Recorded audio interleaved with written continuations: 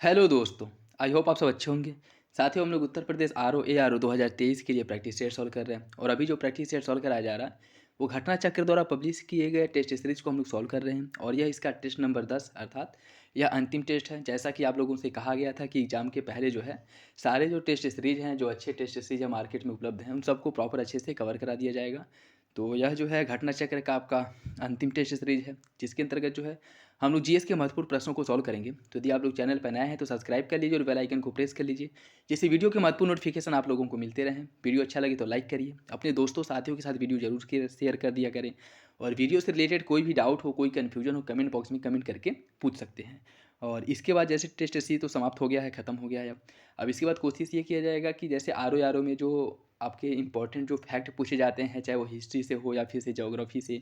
History में जैसे जो शासक हुए हैं उनके द्वारा क्या किए गए हैं, या फिर से अगर आपके मध्यकालीन भारत में देखा जाए तो जो विभिन्न प्रकार की कर पर प्रणाली थी, व्यवस्थाएं थी, या फिर से किस अधिकारी के पास जो है कौन से मंत्रालय या कह सकते हैं कि कौन सा विभाग हुआ करता था, या फिर से और उसमें जो सैनिकों को क्या कहा जाता था, या फिर से और जो लेखक थे किसके समय में कौन आया था। ये सब से रिलेटेड जो है आपके फैक्ट वो हमेशा आर ओ में पूछे जाते हैं और उसका फेवरेट रहा है।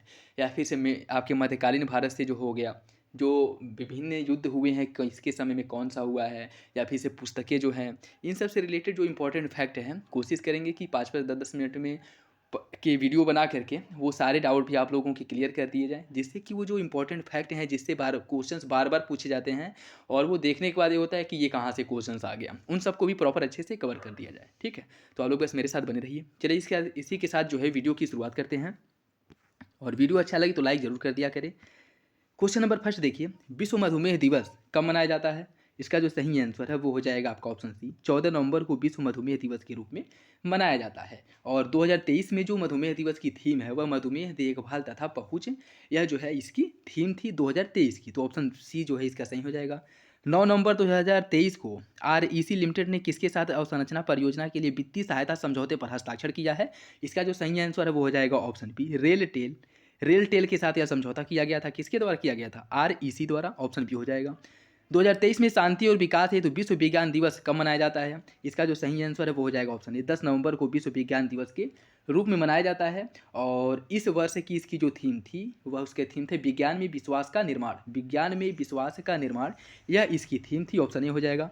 7 नवंबर 2023 को किसके द्वारा उच्च स्तरीय वित्तीय अनुसंधान तथा अध्ययन केंद्र की भारत वित्त रिपोर्ट 2023 जारी किया गया है? इसका जो सही आंसर है वो हो जाएगा आपका ऑप्शन सी, भारतीय रिजर्व बैंक द्वारा यह रिपोर्ट जो है प्रकाशित किया गया है, तो ऑप्शन सी जो है इसका सही हो जाएगा।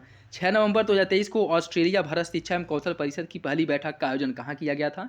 इसका जो सही आंसर है वो हो जाएगा ऑप्शन बी, IIT गांधीनगर में जो है इस बैठक का आयोजन किया गया था, जो ऑस्ट्रेलिया और भारत शिक्षा एवं कौशल परिषद की बैठक थी, ऑप्शन बी सही हो जाएगा। नवंबर 2023 में वर्ल्ड फूड इंडिया 2023 का आयोजन नई दिल्ली में किया गया था। इसका मुख्य विषय या कह सकते हैं कि इसकी थीम क्या थी, ये आपको बताना है। इसका जो सही आंसर है वो हो जाएगा ऑप्शन ए, समृद्धि में प्रसंस्करण, समृद्धि से प्रसंस्करण। यह जो है नवंबर 2023 में जो आयोजित किया गया था वर्ल्ड फूड इंडिया 2023 का, जो कि नई दिल्ली में आयोजित हुआ था, उसकी थीम थी समृद्धि से प्रसंस्करण। निम्न में से किस आर्थिक सर्वेक्षण में पहली बार धारणीय विकास और जलवायु परिवर्तन को नवीन अध्याय के तहत जोड़ा गया था?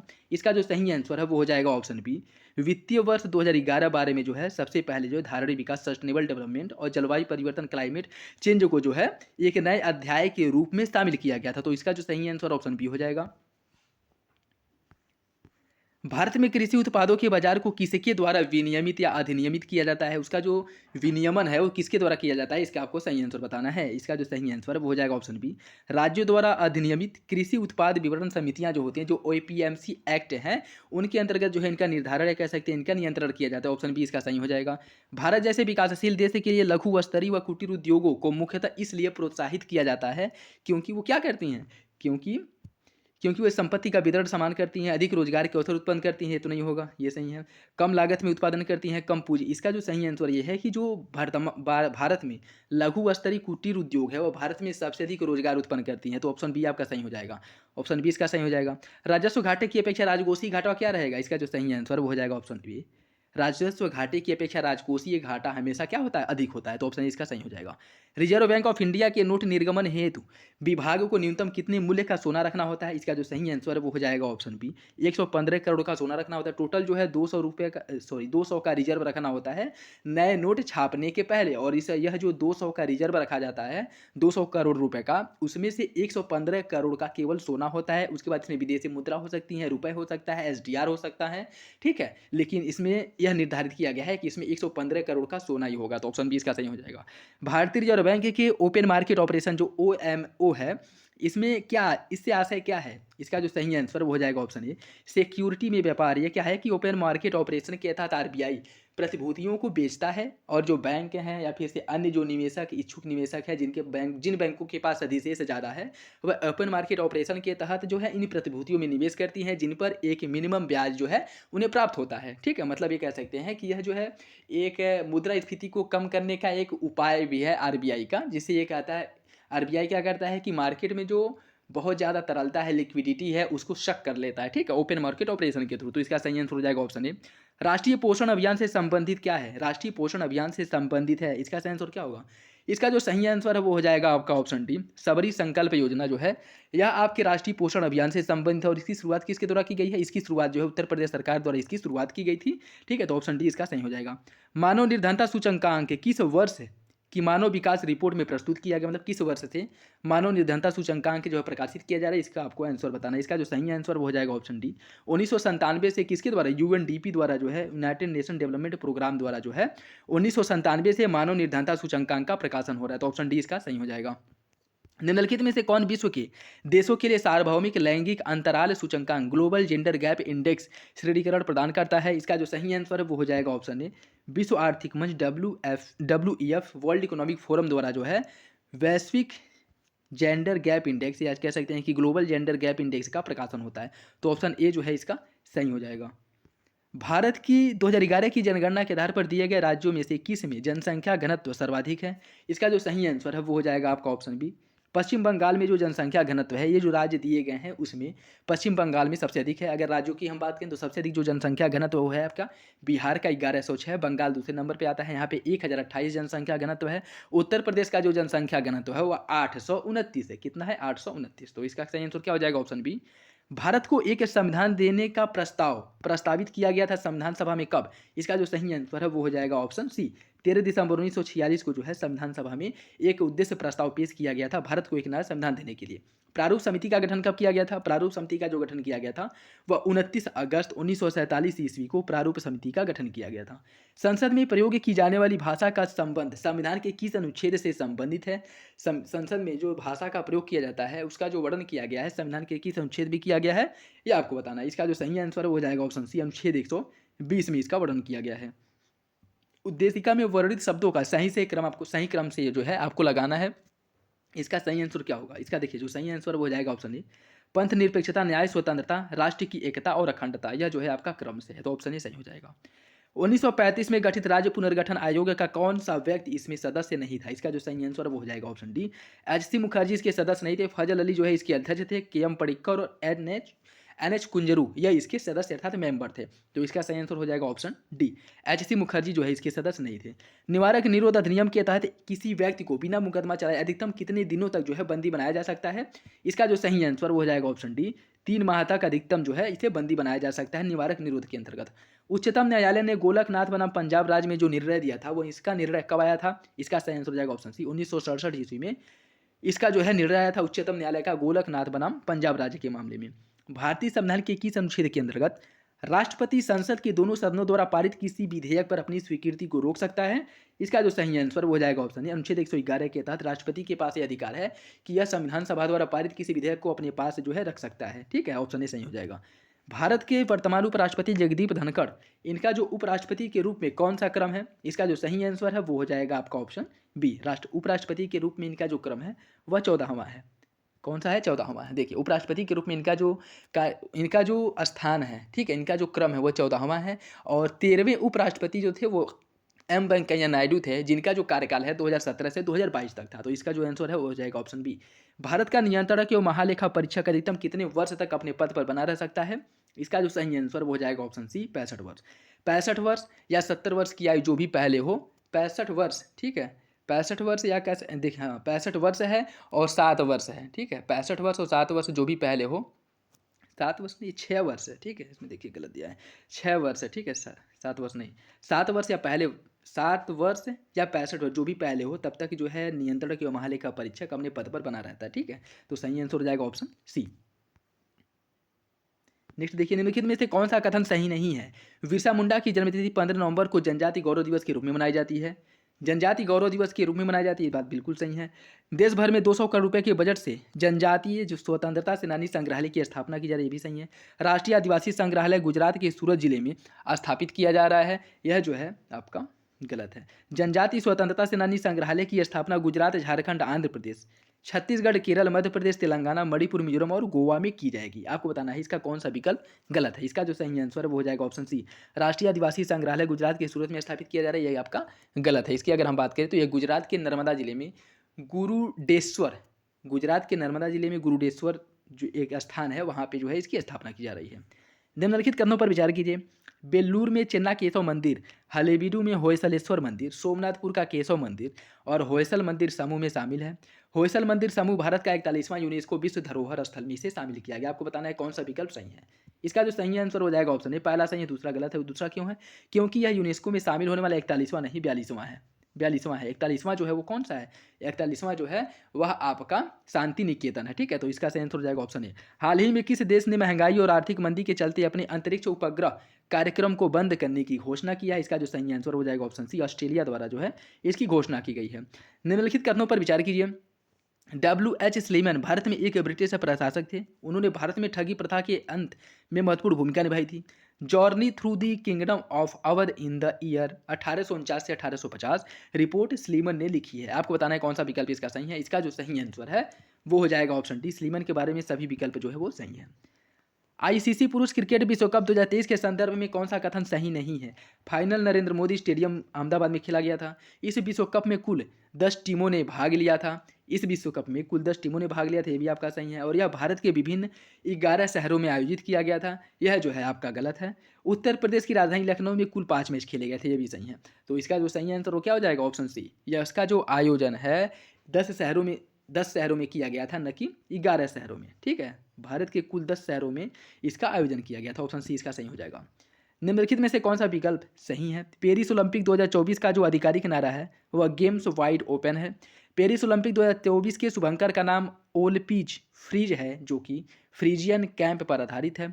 भारत के प्रधानमंत्री नरेंद्र मोदी ने JL Nehru stadium, Jawaharlal Nehru stadium नई दिल्ली में खेलों के बारे में जागरूकता हेतु भारत इन पेरिस अभियान की शुरुआत की थी। आपको बताना है कौन सा विकल्प जो है वो सही है। इसका जो सही आंसर हो जाएगा ऑप्शन ए। पहला दूसरा सही है, तीसरा जो है वो गलत है। तीसरा गलत क्यों है? क्योंकि अगर हम बात करें तो भारत में खेलों के बारे में जागरूकता पैदा करने और बढ़ावा देने के लिए एक जागरूकता अभियान की जो शुरुआत की गई थी, भारत इन पेरिस अभियान या भारत ओलंपिक संधि पेरिस 2024 में जो किया गया था वह जवाहरलाल नेहरू स्टेडियम में नहीं किया गया था। तो सही आंसर क्या हो जाएगा ऑप्शन ए। निम्नलिखित कथनों पर विचार कीजिए। International institute of Indian democracy and election management की स्थापना 2011 में की गई थी। यह स्थापना भारत और विदेशों में अच्छी तरह से प्रशिक्षित और प्रतिबद्ध मानव संसाधनों की एक पीढ़ी तैयार करने में विशेषज्ञता रखता है। आपको बताना है कौन सा विकल्प इसका सही है। इसका जो सही आंसर है वो हो जाएगा ऑप्शन सी। दोनों विकल्प जो है वो सही है। भारत में चुनाव आयोग में सर्वप्रथम कब 2 अतिरिक्त चुनाव आयुक्तों को जगह दी गई थी, या कह सकते हैं कि उसमें शामिल किया गया था।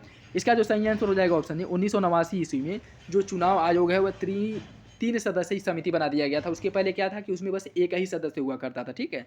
और 1989 में से 2 अतिरिक्त सदस्यों को इसमें शामिल किया गया था। तो सदस्यों की संख्या बढ़कर के हो गई थी 3, ठीक है, अध्यक्ष सहित, ठीक।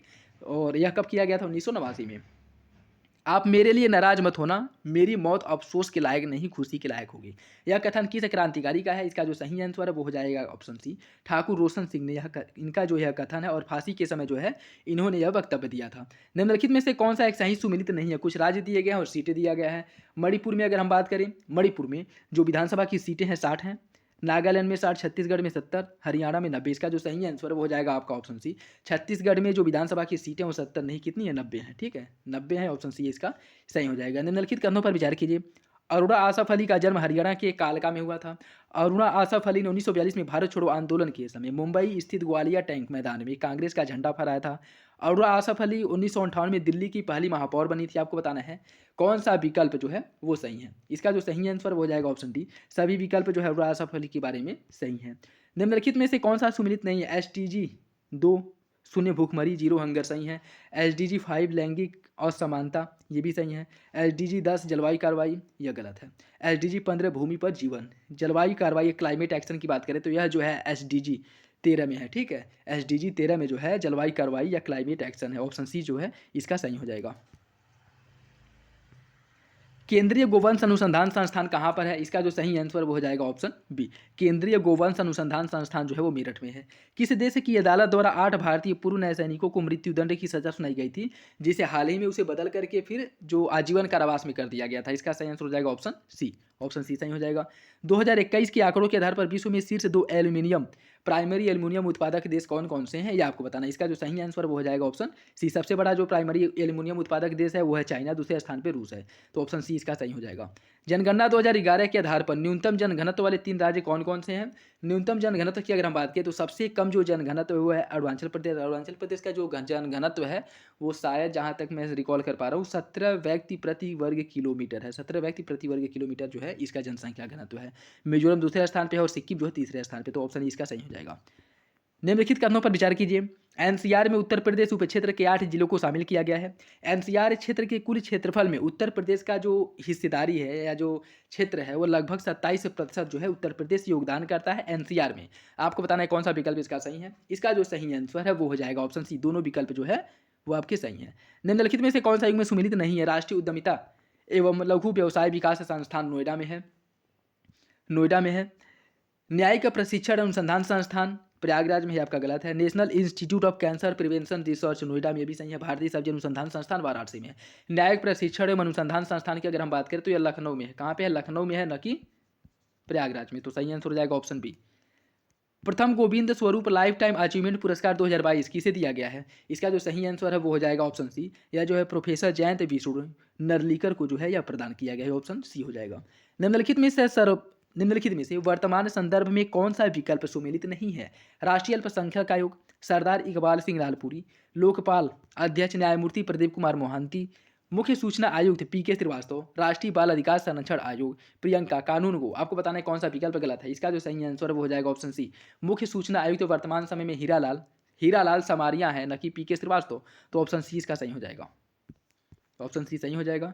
27वां दिल्ली पुस्तक मेला 2023 की थीम क्या है। 27वें दिल्ली पुस्तक मेला 2023 की जो थीम है वह राष्ट्र निर्माण में पुस्तकें या इसकी थीम है। भारत के पहले अंडरग्राउंड पावर ट्रांसफार्मर केंद्र का जो उद्घाटन है वो कहाँ पे किया जा रहा है। इसका उद्घाटन जो है बेंगलुरु में किया जा रहा है। 31 अक्टूबर 2023 को यूनेस्को ने विश्व के 55 नए शहरों को यूनेस्को क्रिएटिव सिटी नेटवर्क में शामिल किया गया है। इसमें किन 2 भारतीय शहरों को शामिल किया गया। इसका सही आंसर हो जाएगा ऑप्शन सी, इसमें ग्वालियर और कोझिकोड इनको शामिल किया गया है। ग्वालियर मध्य प्रदेश, कोझिकोड जो है यह कहाँ का है। कोझिकोड की अगर हम बात करें इसे साहित्य के क्षेत्र में इसे जो है शामिल किया गया है और ग्वालियर को जो है इसे संगीत के क्षेत्र में शामिल किया गया है। ठीक है, तो यह 2 भारतीय शहर हैं। इसका सही आंसर हो जाएगा ऑप्शन सी।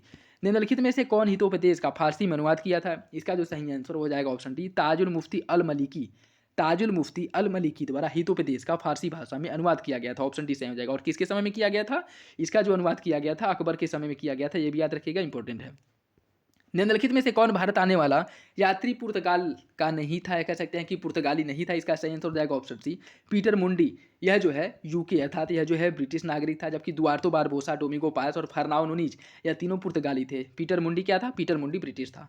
नेक्स्ट देखिए, इसमें सूची फर्स्ट को सूची सेकेंड से सुमिलित करना। इलाहाबाद की संधि कब की गई थी। इलाहाबाद की जो संधि हुई थी वो 1765 ईस्वी में हुई थी। मंगलौर की संधि जो हुई थी वो 1700 आपका 1 मिनट,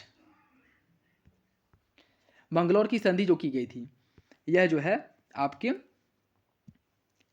इलाहाबाद की संधि 1765 में हुई थी। ठीक। मंगलौर की संधि जो हुई थी वह 1784 में हुई थी। सालबाई की संधि 1782 में, और मद्रास की संधि जो हुई थी वो 1769 में हुई थी। मद्रास की संधि जो आपके प्रथम आंग्ल मैसूर युद्ध के बाद हुई थी। मंगलौर की संधि द्वितीय आंग्ल मैसूर युद्ध के बाद जो 80 से 84 तक हुई, उसके बाद जो है आपका मंगलौर की संधि की गई थी। इलाहाबाद की संधि जो बक्सर युद्ध के बाद 1764 में बक्सर हुआ था, और 1765 इलाहाबाद की संधि की गई थी। ठीक। और सालबाई की संधि जो है यह प्रथम आंग्ल मराठा युद्ध, जो प्रथम आंग्ल मराठा युद्ध जो है हुआ, उसके बाद जो है 1802 ईस्वी में आपकी सालबाई की संधि की गई थी। तो इसका जो सही आंसर वो हो जाएगा ऑप्शन सी, 4-2-3-1-3।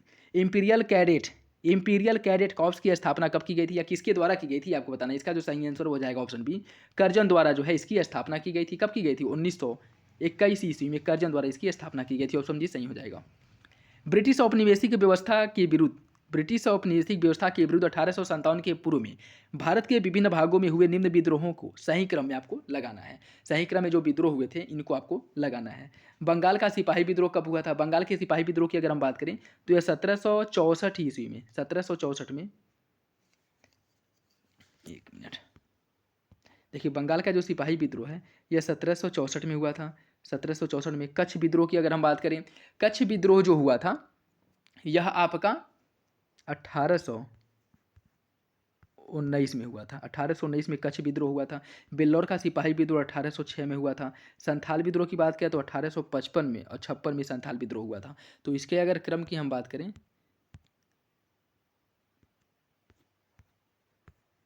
तो इसका सही आंसर हो जाएगा आपका ऑप्शन ए, 1-3-1-3-2-4, 1-3-2-4। नेक्स्ट देखिए, निम्नलिखित में से किसके भारत में अंग्रेजी शिक्षा की नींव पड़ी थी, किसके द्वारा जो है भारत में अंग्रेजी शिक्षा की नींव पड़ी थी। इसका जो सही आंसर वो क्या होगा, इसका जो सही आंसर है वो हो जाएगा ऑप्शन डी, इन तीनों के द्वारा जो है माना जा सकता है। सबसे पहले 1813 जिसमें कहा गया था कि शिक्षा के विकास के लिए प्रति वर्ष जो है 1 लाख रुपए खर्च किया जाएगा। ठीक है, शिक्षा के उद्देश्य, शिक्षा विकास के लिए 1 लाख रुपए खर्च करने की बात की गई थी। और बाकी ये जो अन्य प्रावधान है इन सब के माध्यम से शिक्षा पर प्रभाव पड़ा था। तो ऑप्शन डी जो है इसका सही हो जाएगा। राजा राम मोहन राय द्वारा स्थापित प्रथम संस्था कौन थी, इसका जो सही आंसर है वो हो जाएगा ऑप्शन बी, आत्मीय सभा की स्थापना की गई थी राजा राम मोहन राय द्वारा। सर्वप्रथम जो है आत्मीय सभा की स्थापना की गई थी। ठीक, और कब की गई थी, इसकी जो स्थापना इन्होंने की थी 1815 ईस्वी में, 1815 ईस्वी में इसकी स्थापना की थी। ऑप्शन बी सही हो जाएगा।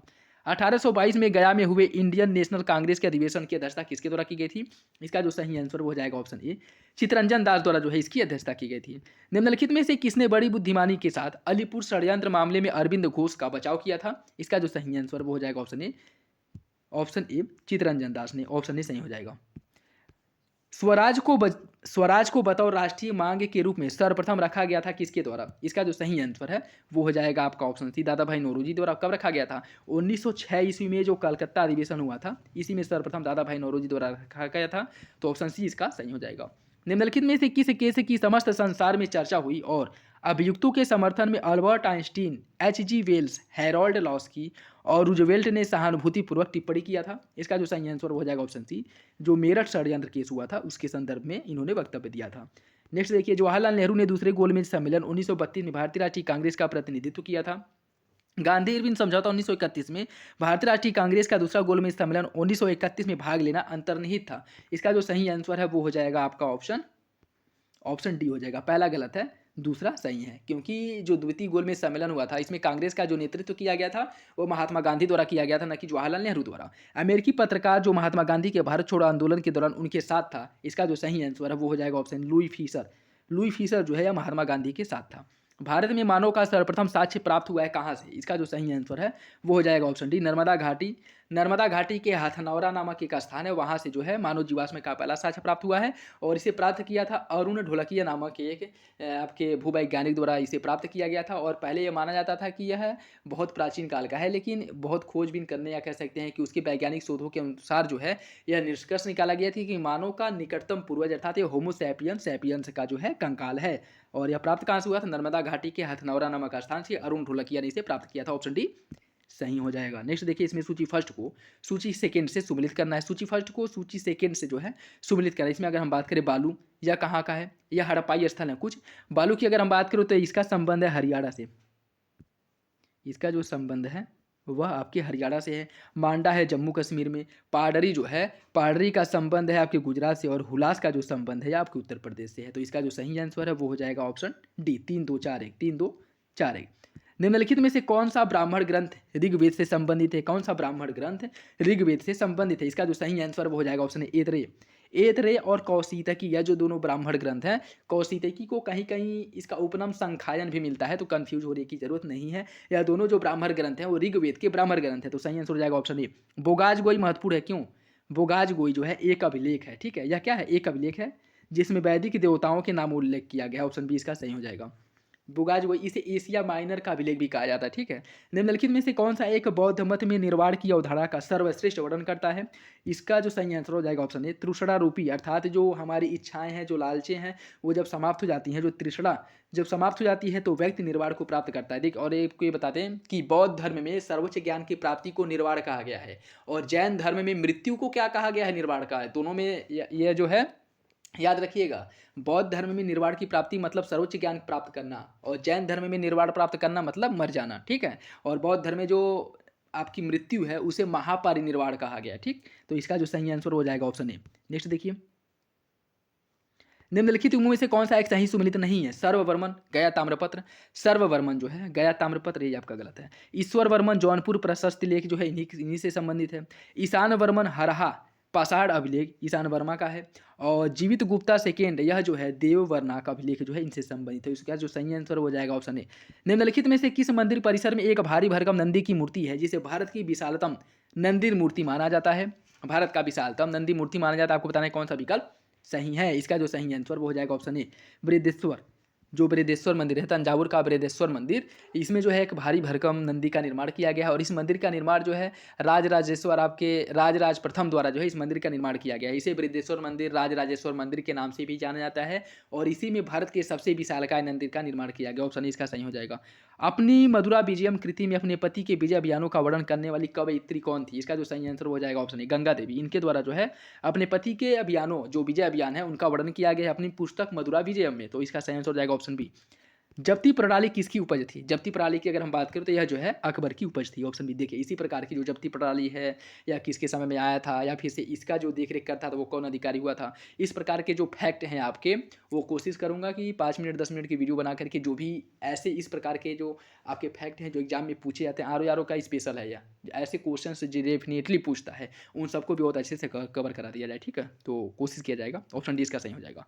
भारत में जनसंख्या के अनुसार तीसरा एवं क्षेत्रफल में 12वां राज्य कौन सा है? इसका जो सही आंसर है वो हो जाएगा आपका ऑप्शन डी, बिहार। बिहार का जो क्षेत्रफल है, बिहार क्षेत्रफल के हिसाब से भारत का 12वां राज्य है, और जनसंख्या के हिसाब से भारत का तीसरा राज्य है। ऑप्शन डी सही हो जाएगा। निम्नलिखित में से कौन सी एक नदी भारतीय गंगा नदी बेसिन का हिस्सा नहीं है? इसका जो सही आंसर है वो हो जाएगा आपका ऑप्शन डी, जोंक नदी जो है यह आपके गंगा नदी का हिस्सा नहीं है। जोंक की अगर हम बात करें तो यह महानदी की सहायक नदी, जोंक जो है महानदी की सहायक नदी है। तो सही आंसर हो जाएगा ऑप्शन डी। नेक्स्ट देखिए, सूची फर्स्ट को सूची सेकंड से सम्मिलित करना है। कुछ नदियाँ दी गई है और उनकी सहायक नदियाँ दी गई हैं, उनसे जो है आपको सम्मिलित करना है, उससे आपको सम्मिलित करना है। गंगा की सहायक नदी की अगर हम बात करें, गंगा की सहायक नदी है सोन। गोदावरी की जो सहायक नदी है, इसकी सहायक नदी है मंजीरा। कृष्णा की सहायक नदी है भीमा, और यमुना की सहायक नदी है केन। इसका जो सही आंसर है वो हो जाएगा आपका ऑप्शन डी, 4-3-1-2, 4-3-1-2, 4-3-1-2। निम्नलिखित में से तत्वतः कौन सी एक हिमालयी वनस्पति की जाति नहीं है? इसका जो सही आंसर वो हो जाएगा ऑप्शन बी, महोगनी जो है यह आपकी वनस्पति हिमालयी वनस्पति नहीं है, जबकि जूनिपर, सिल्वर फर और स्प्रूस ये सभी हिमालयी वनस्पतियां हैं। महोगनी की अगर हम बात करें तो यह दक्षिण अमेरिका का उष्णकटिबंधीय क्षेत्र में पाया जाने वाला वनस्पति है, मतलब कह सकते हैं कि यह साउथ अमेरिका का स्थानिक है। ऑप्शन बी इसका सही हो जाएगा। नेक्स्ट देखिए, इसमें सूची फर्स्ट को सूची सेकंड से आपको सम्मिलित करना है। गोल्डन क्रांति, गोल्डन क्रांति का संबंध किससे है? गोल्डन क्रांति का जो संबंध है वो बागानी और शहद उत्पादन से संबंधित है। गोल्डन क्रांति। ग्रे क्रांति का जो संबंध है उर्वरक उत्पादन से। पीली क्रांति का संबंध तिलहन उत्पादन से, और काली क्रांति का संबंध पेट्रोलियम उत्पादन से। इसका जो सही आंसर है वो हो जाएगा आपका ऑप्शन सी, 2-4-1-3। नेक्स्ट देखिए, शुष्क भूमि के लिए सर्वाधिक उचित फसल कौन सी है? शुष्क भूमि के लिए सबसे अधिक उचित जो फसल है वो है आपकी मूंगफली। और मूंगफली का सबसे अधिक उत्पादक राज्य कौन सा है भारत में? वो है आपका गुजरात। गुजरात द्वारा मूंगफली का सबसे अधिक उत्पादन किया जाता है। तो ऑप्शन डी इसका सही हो जाएगा। नेक्स्ट देखिए, इसमें भी सूची फर्स्ट को सूची सेकंड से सम्मिलित करना है। कुछ खनिज क्षेत्र दिए गए हैं और महत्वपूर्ण खनिज उत्पादक संपदा दी गई है। तो किस क्षेत्र से कौन सा खनिज उत्पादन होता है इसे आपको सम्मिलित करना है। कालाहांडी की अगर हम बात करें, कालाहांडी जो उत्पादन करता है मुख्य रूप से बाक्साइड। जावर की अगर हम बात करें तो यहाँ पे जस्ता और सीसा का उत्पादन होता है। कोलार जो है सोना से संबंधित है और मोसाबानी जो है तांबा से संबंधित है। इसका जो सही आंसर है वो हो जाएगा आपका ऑप्शन सी। 3-4-1-2 3-4-1-2 3-4-1-2। निम्न में से कौन एक सुमेलित नहीं है? बैलाडीला मध्य प्रदेश, देखिए इसमें पहला ही गलत है। बैलाडीला मध्य प्रदेश नहीं बल्कि छत्तीसगढ़ में है। कहाँ पे है? छत्तीसगढ़ में। छत्तीसगढ़ में है। कामान गुंडी जो है कर्नाटक में है। सिंह भूमि है झारखंड में। मयूरभंज है उड़ीसा में। इसका सही आंसर हो जाएगा ऑप्शन ए। बैलाडीला जो है मध्य प्रदेश नहीं बल्कि छत्तीसगढ़ में स्थित है। भूपर्पटी में बहुतायत में पाए जाने वाला रासायनिक तत्व कौन सा है? भूपर्पटी में की अगर हम बात करें जिसमें सबसे अधिक ऑक्सीजन पाया जाता है। देखिए अगर वायुमंडल में पूछे तो वायुमंडल में सबसे अधिक नाइट्रोजन पाया जाता है, लेकिन अगर भूपर्पटी में पूछे तो भूपर्पटी में सबसे अधिक ऑक्सीजन पाया जाता है। ऑप्शन ए इसका सही हो जाएगा।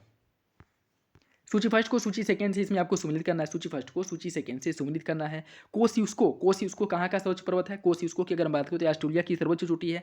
मैकिनले की अगर हम बात करें तो यह उत्तरी अमेरिका। रॉकी की सर्वोच्च चोटी है। एल्ब्रुज की अगर हम बात करें तो यूरोप की सर्वोच्च चोटी है जो कि आपके रूस में है। किलिमंजारो की बात करें तो यह अफ्रीका की सर्वोच्च चोटी है। अफ्रीका की जो एटलस पर्वत है उसकी सर्वोच्च चोटी है। तो इसका सही आंसर हो जाएगा ऑप्शन ए 3-4-1-2 3-4-1-2। निम्नलिखित में से कौन सी दक्षिण अटलांटिक महासागर की शीतल धारा है? इसका जो सही आंसर है वो हो जाएगा आपका ऑप्शन बी बेग्युला।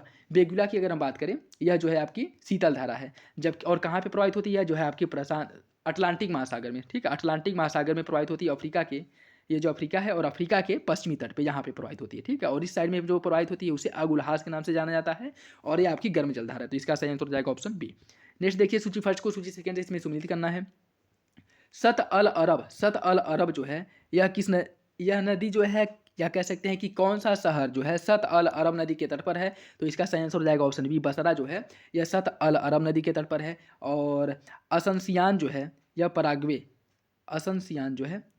नदी के तट पर स्थित है।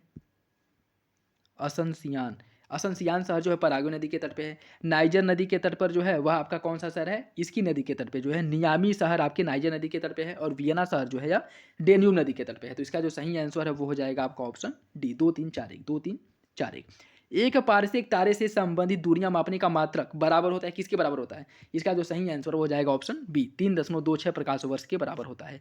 तेल जल के तल पर फैल जाता है क्यों? इसका वजह क्या है? तेल जल के तल पर फैल जाता है इसकी वजह क्या है? तेल का जो तल है वह तनाव पानी से कम होता है। यही वजह है कि तेल जो है पानी के तल पर या पृष्ठ पर तैरता है। तो ऑप्शन डी इसका सही हो जाएगा। दृष्टिपटल रेटिना पर जो प्रतिबिंब बनता है, जो चित्र बनता है वो कैसा बनता है? इसका जो सही आंसर वो हो जाएगा ऑप्शन सी। यह वस्तु से छोटा होता है, उल्टा होता है। वस्तु से छोटा उल्टा होता है। ठीक है, इसका जो प्रतिबिंब बनता है वस्तु से छोटा उल्टा और वास्तविक होता है। तो ऑप्शन सी इसका सही हो जाएगा। ठंडे देशों में पारा के स्थान पर अल्कोहल तापमापी द्रव के रूप में प्रयोग किया जाता है, या कह सकते हैं इसको वरीयता दी जाती है। इसका रीजन क्या है? इसका जो सही आंसर वो हो जाएगा ऑप्शन अल्कोहल का जो द्रव्यांक है वह न्यूनतम होता है और यह जो है बहुत अधिक, मतलब बहुत समय जब पाठ्यांक बहुत ज़्यादा नीचे गिर जाता है तब जाकर यह ठंडा होता है, या कह सकते हैं कि ठोस होता है, जमता है। यही वजह है कि अल्कोहल तापमापी को जो है वरीयता दी जाती है। ऑप्शन सही हो जाएगा। म्यूजिक कंसर्न के लिए हाल की जो दीवारें हैं वह कैसी होनी चाहिए? इसका जो सही आंसर हो जाएगा ऑप्शन डी ध्वनि का अवशोषण करना चाहिए। मतलब, और ध्वनि का अवशोषण करने के लिए कुछ ऐसे जो है परत ऐसे पदार्थ लगाए जाते हैं जिससे कि ध्वनि टकरा करके पुनर्ध्वनि उत्पन्न ना करे। तो इसका सही आंसर हो जाएगा ऑप्शन डी। निम्नलिखित में से किस नाभिकीय ईंधन के रूप में प्रयोग नहीं किया जाता है? इसका जो सही आंसर हो जाएगा ऑप्शन सी कैल्शियम का प्रयोग नहीं किया, जबकि यूरेनियम, थोरियम और प्लूटोनियम इनका जो है नाभिकीय ईंधन के रूप में उपयोग किया जाता है, लेकिन कैल्शियम का उपयोग नहीं किया जाता। तो ऑप्शन सी हो जाएगा। निम्नलिखित में से किस समूह में केवल आउटपुट डिवाइसों को शामिल किया गया है? इसका जो सही आंसर वो हो जाएगा ऑप्शन डी प्लांटर, प्रिंटर और मॉनिटर। प्लांटर, प्रिंटर और मॉनिटर ये सभी जो है आउटपुट डिवाइस हैं। अगर इनपुट डिवाइस की बात करें तो इसके अंतर्गत जैसे कीबोर्ड हो गया, माउस और जॉयस्टिक हो गया, स्कैनर, लाइट हो गया, ये सभी जो है आपके इनपुट डिवाइस हैं, जबकि ये कि जो है आउटपुट डिवाइस हैं।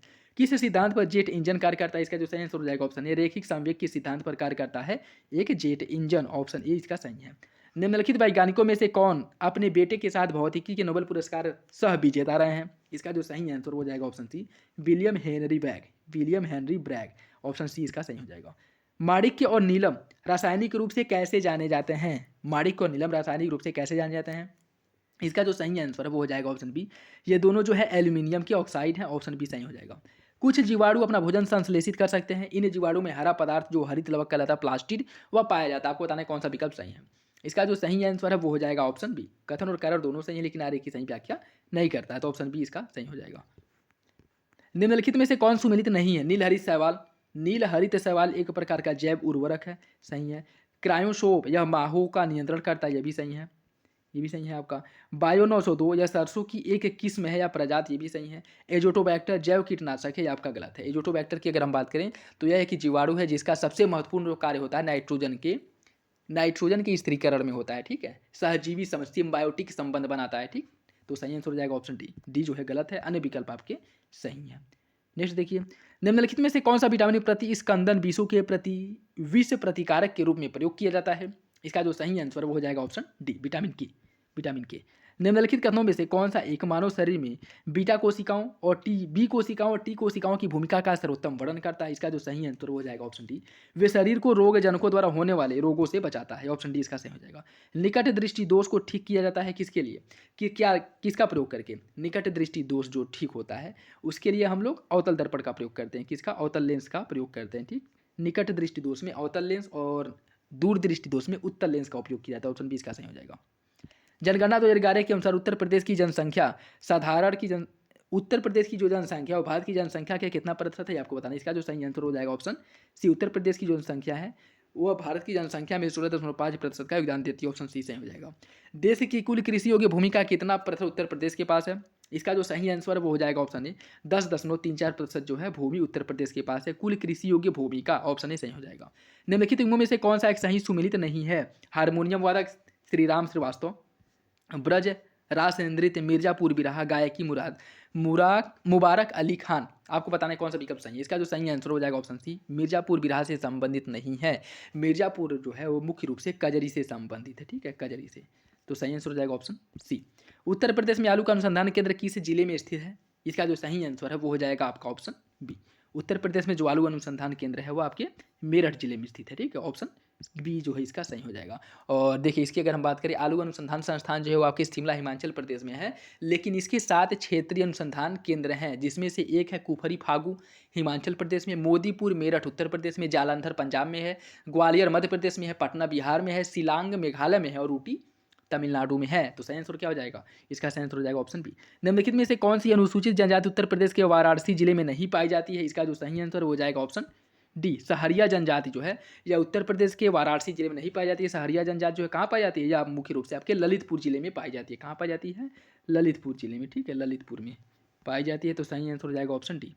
नेक्स्ट देखिए, यहाँ से आपके रीजनिंग के क्वेश्चन सही है, मैं आंसर बता दे रहा हूँ, क्वेश्चन आप लोग सॉल्व कर लीजिएगा, ठीक। इसका जो सही आंसर क्वेश्चन नंबर 104 का वो हो जाएगा आपका ऑप्शन बी। क्वेश्चन नंबर 105 का जो सही आंसर है वो हो जाएगा ऑप्शन बी हो जाएगा। क्वेश्चन नंबर 106 का जो सही आंसर है वो हो जाएगा आपका ऑप्शन ए। क्वेश्चन नंबर 107 का जो सही आंसर है वो हो जाएगा आपका, क्वेश्चन नंबर 107 का सही आंसर हो जाएगा ऑप्शन डी। क्वेश्चन नंबर 108 का जो सही आंसर है वो हो जाएगा ऑप्शन सी। क्वेश्चन नंबर 109 का जो सही आंसर है वो हो जाएगा ऑप्शन डी। और क्वेश्चन नंबर 110 का जो सही आंसर है वो हो जाएगा आपका ऑप्शन सी। क्वेश्चन नंबर 111 का जो सही आंसर है वो हो जाएगा ऑप्शन डी। क्वेश्चन नंबर 112 का जो सही आंसर है वो हो जाएगा ऑप्शन ए। क्वेश्चन नंबर 113 का जो सही आंसर है वो हो जाएगा आपका ऑप्शन डी। क्वेश्चन नंबर 114 इसका जो सही आंसर है वो हो जाएगा ऑप्शन बी। क्वेश्चन नंबर 115 का जो सही आंसर है वो हो जाएगा ऑप्शन सी। और क्वेश्चन नंबर 116 का जो सही आंसर है वो हो जाएगा ऑप्शन ए। क्वेश्चन नंबर 117 इसका जो सही आंसर है वो हो जाएगा ऑप्शन सी। क्वेश्चन नंबर 118 का जो सही आंसर है वो हो जाएगा आपका, क्वेश्चन नंबर 118 का सही आंसर है ऑप्शन डी। नेक्स्ट देखिए, एक पारिस्थितिक तंत्र में ऊर्जा की मात्रा एक पोषण स्तर से अन्य पोषण स्तर में जब स्थानांतरित होती है तो क्या होता है? यह जो है हमेशा घटती है। ऊर्जा जो है जब एक स्तर से दूसरे स्तर में जाती है तो ऊर्जा में हमेशा ह्रास होता है, ठीक है। और यह जो है लिंडमान के नियम के अनुसार ऊर्जा जब एक स्तर से दूसरे स्तर में जाती है तो ऊर्जा के 90% भाग का ह्रास हो जाता है और ऊर्जा के मात्र 10% भाग का ही स्थानांतरण होता है। यह जो नियम दिया गया था लिंडमान द्वारा दिया गया था। तो सही आंसर हो जाएगा ऑप्शन इसका बी हो जाएगा। राष्ट्रीय उद्यानों में अनुवांशिक विविधता का रखरखाव किया जाता है। इसका जो सही आंसर हो जाएगा ऑप्शन बी, इन सीटू संरक्षण। राष्ट्रीय उद्यान क्या है? राष्ट्रीय उद्यान उनके प्राकृतिक आवास में ही उनका संरक्षण करना, तो यह इन सीटू संरक्षण के अंतर्गत आता है। तो ऑप्शन बी इसका सही हो जाएगा। निम्नलिखित में से किसने सुझाया था कि पृथ्वी का धुरी पर अवस्था बदलना जलवायु परिवर्तन के लिए एक कारक है? इसका जो सही आंसर है वो हो जाएगा आपका ऑप्शन बी। मिलुटिन मिलानकोविच ने यह सिद्धांत दिया था। ऑप्शन बी जो है इसका सही हो जाएगा। निम्नलिखित दशाओं में से कौन वैश्विक ताप के असर को इंगित करता है? हिमानी का पिघलना सही है। सागरी तल में उत्थान ये भी सही है। मौसमी दशाओं में परिवर्तन ये भी। ग्लोबल तापमान में वृद्धि ये भी सही है। तो इसका जो सही आंसर हो जाएगा ऑप्शन डी। सभी विकल्प जो है आपके सही हैं। सूची फर्स्ट को सूची सेकेंड से सम्मिलित करना है। वन संरक्षण अधिनियम कब आया था? वन संरक्षण अधिनियम की बात करते हैं 1980 का है। पर्यावरण संरक्षण अधिनियम जो है ये आपको 1986 का है। वायु प्रदूषण निवारण एवं नियंत्रण अधिनियम 1981 का और जल प्रदूषण 1974 का। सभी विकल्प जो है आपके सही सुमिलित हैं। तो इसका जो सही आंसर है वो हो जाएगा आपका ऑप्शन डी 1 2 3 4 1 2 3 4। नेक्स्ट देखिए, इसमें भी आपको सूची फर्स्ट को सूची सेकेंड से सम्मिलित करना है। कुछ राज्य दिए गए और राष्ट्रीय उद्यान दिया गया है। उत्तराखंड की अगर हम बात करें तो राजाजी उत्तराखंड में है। असम की अगर हम बात करें तो मानस असम में है। उड़ीसा में है सिमलीपाल और कर्नाटक में है बांदीपुर। देखिए बांदीपुर और बांधवगढ़ में कन्फ्यूजन होती है। बांदीपुर जो है कर्नाटक में है, बांधवगढ़ जो है एमपी में है। ठीक है, तो इसका जो सही आंसर है वो हो जाएगा आपका ऑप्शन बी 2 4 3 1 2 4 3 1। राष्ट्रीय चंबल अभयारण्य निम्नलिखित में से किस राज्य का हिस्सा नहीं? इसका जो सही आंसर हो जाएगा ऑप्शन सी, हरियाणा का हिस्सा नहीं, जबकि उत्तर प्रदेश, मध्य प्रदेश और राजस्थान इन तीनों राज्यों का हिस्सा है, हरियाणा का नहीं है। ऑप्शन सी इसका सही हो जाएगा। नेक्स्ट देखिए, अधूरे प्रज्वलन के कारण मोटर कार एवं सिगरेट से निकलने वाली रंगहीन गैस कौन सी गैस होती है? इसका जो सही आंसर वो हो जाएगा ऑप्शन सी, कार्बन मोनोऑक्साइड होता है। या क्या होता है? कार्बन मोनोऑक्साइड होता है। Option C. मेघ विजन कृत्रिम वर्षा में प्रयुक्त होता है किसका? सिल्वर आयोडाइड, इसका प्रयोग होता है। पोटेशियम आयोडाइड, इसका भी होता है। शुष्क वर्ग पदार्थ ठोस कार्बन डाइऑक्साइड, इसका भी होता है। तो इसका जो सही आंसर हो जाएगा ऑप्शन डी। इन तीनों का उपयोग जो है मेघ विजन कृत्रिम वर्षा कराने के लिए किया जाता है। रेडियोधर्मी प्रदूषण से संबंधित निम्न कथनों पर विचार कीजिए। यह पशुओं के अनुवांशिक परिवर्तन ला सकता है। रेडियोधर्मी प्रदूषण सही है। यह मृदा में विद्यमान विभिन्न खनिजों को असंतुलित कर सकता है। ऐसा नहीं, कुछ नहीं है। यह रक्त संचार में व्यवधान उत्पन्न करता है। बिल्कुल सही है। यह कैंसर पैदा करता है। भी बिल्कुल सही। तो इसका जो सही आंसर हो जाएगा 1 3 4 1 3 4 ऑप्शन सी इसका सही हो जाएगा।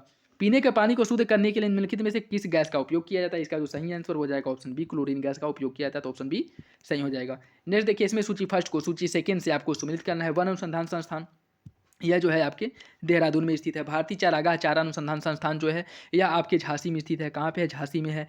केंद्रीय शुष्क क्षेत्र अनुसंधान संस्थान जो है आपके जोधपुर में है। और भारतीय कृषि अनुसंधान संस्थान है नई दिल्ली में। तो इसका जो सही आंसर है वो हो जाएगा आपका ऑप्शन बी 3 4 1 2 3 4 1 2। ऑप्शन बी जो है इसका सही हो जाएगा। नेक्स्ट देखिए, निम्नलिखित किस अधिनियम में से फलस्वरूप वर्मा भारत किस अधिनियम के द्वारा जो है वर्मा को भारत से अलग किया गया था? तो इसका जो सही आंसर है वो हो जाएगा option C, government of India act भाया भारत शासन अधिनियम 1935 के द्वारा जो है वर्मा को भारत से अलग कर दिया गया था। तो सही आंसर हो जाएगा ऑप्शन सी। सूची फर्स्ट को सूची सेकेंड से सम्मिलित करना है। कुछ संविधान के अनुच्छेद दिए गए और विषय दिया गया है। अनुच्छेद 124 अनुच्छेद 124 की अगर हम बात करें तो इसमें जो है आपकी संघीय न्यायालय का वर्णन किया गया है। अनुच्छेद 5 जो है नागरिकता से संबंधित है। अनुच्छेद 352 आकस्मिक का प्रावधान या कह सकते हैं आपातकालीन प्रावधान का वर्णन किया गया। अनुच्छेद 245 विधायी शक्तियों के विवरण जो है इसमें आपको देखने को मिलता है। तो इसका जो सही आंसर हो जाएगा ऑप्शन है 1 2 3 4 1 2 3 4। संविधान का कौन सा अनुच्छेद दोष सिद्धि से संबंध अभियुक्त को दोहरे दंड एवं स्वयं अभिशंसन से संरक्षण प्रदान करता है? इसका जो सही आंसर हो जाएगा ऑप्शन डी, अनुच्छेद 20, जो दोष सिद्धि होने के बाद जो है जो आपका नागरिक है या कह सकते हैं कि जो कैदी है या फिर से उसे जो है संरक्षण देने की बात की गई है। ठीक है, दोष सिद्धि के बाद जो है आपके संरक्षण देने की बात की गई है। जबकि अनुच्छेद 22 जो है या दोष सिद्धि के पहले जो है संरक्षण देता है। और अनुच्छेद 20 जो है दोष सिद्ध जो है सिद्ध होने के बाद जो है संरक्षण देता है। तो इसका जो सही आंसर हो जाएगा ऑप्शन डी। भारत के राष्ट्रपति अपनी शक्तियों का प्रयोग करता है स्वयं अथवा अपने अधीनस्थ अधिकारियों के माध्यम से। स्वयं या अपने अधीनस्थ अधिकारियों के माध्यम से यह जो है इसका उपयोग करता है। अनुच्छेद 52 जिसमें कहा गया है कि राष्ट्रपति में समस्त कार्यपालिका शक्ति निहित होंगी और यह जो है अपने अधीनस्थ अधिकारियों के माध्यम से अपनी शक्ति का उपयोग करेगा। तो सही आंसर जो है ऑप्शन ए हो जाएगा। निम्नलिखित में से किसकी नियुक्ति भारत के राष्ट्रपति द्वारा की जाती है? इसका जो सही आंसर क्या होगा? वित्त आयोग के अध्यक्ष की जाती है। योजना आयोग के उपाध्यक्ष इसकी नहीं की जाती है। संघ राज्य क्षेत्र के जो मुख्यमंत्री इनका जो नियुक्ति है वो भी जो है राष्ट्रपति द्वारा की जाती है। तो इसका जो सही आंसर हो जाएगा ऑप्शन सी, योजना आयोग वर्तमान समय में नीति आयोग इसके उपाध्यक्ष की जो नियुक्ति हो किसके द्वारा? प्रधानमंत्री द्वारा की जाती है। ठीक है, पीएम ऑफ इंडिया। तो इसका सही आंसर हो जाएगा ऑप्शन सी। कानूनी विषयों पर राज्य सरकार को कौन परामर्श देता है? कानूनी विषयों पर राज्य सरकार को परामर्श देने के लिए एडवोकेट जनरल का प्रावधान किया गया है। ठीक है, महाधिवक्ता का। और इसका जो आपको उल्लेख मिलता है अनुच्छेद 165 में इसका उल्लेख किया गया है। ऑप्शन बी सही हो जाएगा। नेक्स्ट देखिए, किसी राज्य के मुख्यमंत्री से संबंधित निम्नलिखित कथनों में से कौन सा कथन सही नहीं है? मुख्यमंत्री राज्यपाल द्वारा नियुक्त किया जाता है। मुख्यमंत्री राज्यपाल द्वारा नियुक्त किया जाता है, सही है। समानतः मुख्यमंत्री मंत्रिपरिषद की बैठक की अध्यक्षता करता है, सही है। राज्यपाल मुख्यमंत्री की सलाह पर अपनी समस्त कृत्यों को प्रयोग करता है, यह गलत है। मंत्रियों की नियुक्ति राज्यपाल मुख्यमंत्री की सलाह पर करता है, बिल्कुल। तो इसका जो सही आंसर वो हो जाएगा ऑप्शन सी, राज्यपाल मुख्यमंत्री की सलाह पर अपनी समस्त कृत्यों को पूरा करता है, यह गलत है। ठीक है, तो ऑप्शन सी इसका सही हो जाएगा। नेक्स्ट देखिए, अल्पसंख्यकों शब्द की भारत अल्पसंख्यक शब्द की भारत के संविधान में परिभाषा नहीं दी गई है। अल्पसंख्यक आयोग संवैधानिक निकाय नहीं है। आपको बताना है कौन सा विकल्प इसका सही। इसका जो सही आंसर हो जाएगा ऑप्शन बी, कथन और कार्य दोनों सही है, आर्य की सही व्याख्या नहीं करता है। निम्नलिखित कथनों पर विचार कीजिए। संयुक्त राज्य अमेरिका के मेरीलैंड शहर में डॉक्टर भीमराव अम्बेडकर की 19 फीट ऊंची प्रतिमा का अनावरण अक्टूबर 2023 में किया गया है। इस प्रतिमा को प्रसिद्ध भारतीय मूर्तिकार राम सुतार ने बनाया है और इसका जो नाम दिया गया है वो स्टैचू ऑफ इक्वालिटी दिया गया है। आपको बताना है कौन सा विकल्प सही है। इसका जो सही आंसर वो हो जाएगा ऑप्शन ए, दोनों विकल्प आपके सही है, ऑप्शन ए सही हो जाएगा। नेक्स्ट देखिए, आज का लास्ट क्वेश्चन, निम्नलिखित में से कौन सा कथन सही नहीं है। भारत के संविधान सभा में कुल 15 महिला सदस्य थी। भारत के संविधान सभा में कुल 15 महिला सदस्य थे, बिल्कुल सही है। दक्षिणायणी वेलायुधन संविधान सभा की महिला सदस्यों में सबसे युवा थी, भी सही है। और दक्षिणायणी वेलायुधन केरल की निवासी थी अभी, और 2023 में दक्षिणायणी वेलायुधन की 115वीं जयंती मनाई गई है। आपको बताना है कौन सा विकल्प जो है सही है। इसका सेंस हो जाएगा ऑप्शन डी, यह इनकी 115वीं नहीं बल्कि 111वीं जयंती थी। ठीक है, 111वीं जयंती थी, तो ऑप्शन डी इसका सही हो जाएगा। ये था आज का last question. I hope video आप लोगों को अच्छा लगा होगा। वीडियो अच्छा लगे तो लाइक करिए। बाकी और एडिशनल इन्फॉर्मेशन आप लोग क्या चाहते हैं, किसका वीडियो चाहते हैं कि जो एग्जाम के इंपॉर्टेंट टॉपिक्स आप लोगों के लिए इंपॉर्टेंट हो, कमेंट बॉक्स में बता सकते हैं। बाकी हिस्ट्री ज्योग्राफी से जो इंपॉर्टेंट जो फैक्ट हैं, चाहे वो चक्रवात से लेकर के हो, या फिर से जो हवाएं चलती हैं, किस देश में कौन सी हवाएं चलती हैं, या फिर से जो घास के मैदान पाए जाते हैं कहाँ पे कौन पाया जाता है, या पर्वत पठार, या फिर खनिज क्षेत्र है, कौन सा खनिज क्षेत्र कहाँ पे पाया जाता है, इन सब का वीडियो जो 5-5 10-10 मिनट का जो है, अगर आप लोग चाहते हैं तो कमेंट बॉक्स में कमेंट करके बताइएगा। ठीक है, तो चलिए मिलते हैं अगले वीडियो में, तब तक के लिए धन्यवाद। बाकी अपनी तैयारी अच्छे से करते रहिए, और एग्जाम में अब ज़्यादा दिन नहीं बचे हैं, तो जितना प्रैक्टिस सेट लगा पा रहे हैं लगाइए। जो प्रैक्टिस सेट कम से कम 130-40 प्रैक्टिस सेट सॉल्व कराए गए हैं, उन सबको कम से कम एक बार आप लोग कोशिश करिएगा रिवीजन कर लें, क्योंकि वो प्रैक्टिस सेट लास्ट मोमेंट में आप लोग के लिए बहुत ही इंपॉर्टेंट होने वाले हैं, क्योंकि उन्हें बहुत अच्छे से एक्सप्लेन किया गया है। तो जरूरी नहीं है कि जो क्वेश्चन सॉल्व कराए जा रहे हैं वही क्वेश्चन आपको हो एग्जाम में देखने को मिले, लेकिन उसका और जो एडिशनल इन्फॉर्मेशन है उसको आप बहुत अच्छे से अगर आप लोग देखते हैं, रिकॉल करते हैं, तो उससे जो है आप लोगों के बहुत से क्वेश्चन सही हो जाएंगे। तो कोशिश करिएगा प्रैक्टिस सेट जो भी हैं, जितने प्रैक्टिस सेट हैं उन सबको प्रॉपर अच्छे से कवर कर ले, और कुछ नया पढ़ने से बचिए। जो आपके नोट्स हैं जो आप बनाए हैं उनको जितनी बार पढ़ सकते हैं उनको पढ़िए। तो चलिए मिलते हैं अगले वीडियो में, तब तक के लिए धन्यवाद।